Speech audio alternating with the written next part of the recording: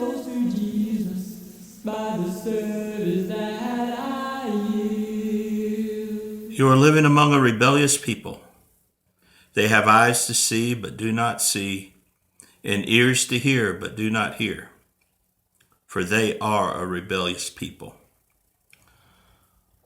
I read that in Ezekiel chapter 12, verse 2, and it's a thought that's repeated elsewhere in the Bible, but it kind of makes me think about how people view beliefs and truth.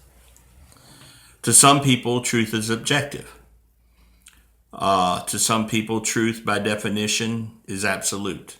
If it's true, it's true, regardless of what you or I feel about it or someone's personal opinions. A fact is a fact. Yet to many people, truth is subjective. Truth is defined by how they perceive things, how things make them feel. It becomes something that is subjective based on a personal perception or an opinion. And you will see this all the time. And regardless of what you're talking about, whether it's politics, religion, or even sports, that truth becomes something that's not absolute. In the minds of some people, truth is in the eye of the beholder, much like beauty is in the eye of the beholder.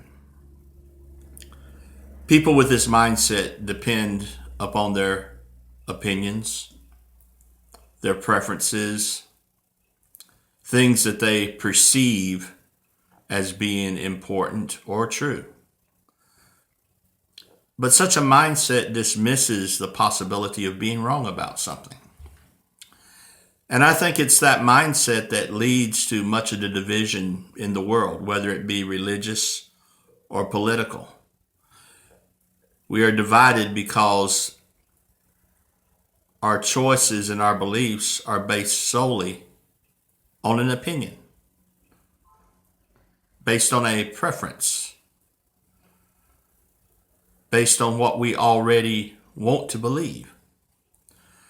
We have vast amounts of things out there of which people have different views, different opinions. And the truth of the matter is, there are things we can disagree on. There are things that are subjective.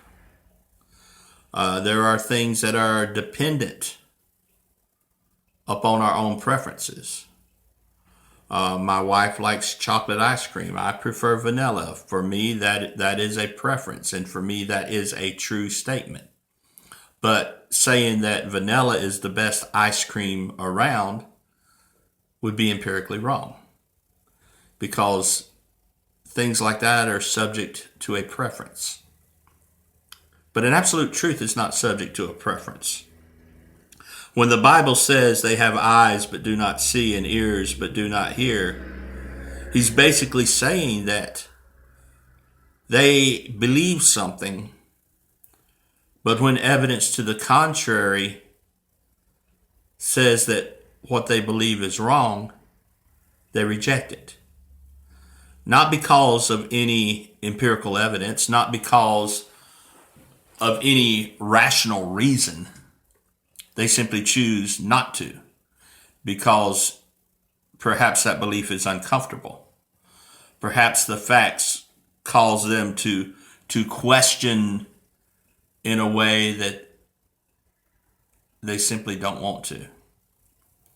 Accepting truth sometimes is difficult, particularly when we're on the wrong side of it.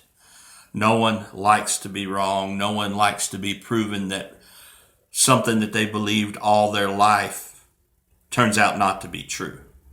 It's very heart-rendering. It's very uncomfortable, and sometimes it's very hurtful. But it doesn't dismiss the fact that something is true. If you and I have a disagreement about something, there are three possibilities that exist. You're right, I'm wrong, or I'm right, you're wrong, or we're both wrong. You can't both be right when there are two contradicting views of something. But you can both be wrong. Let's not be like those people who have eyes but do not see and ears but do not hear. Let's be willing to listen, even if we're not easily swayed.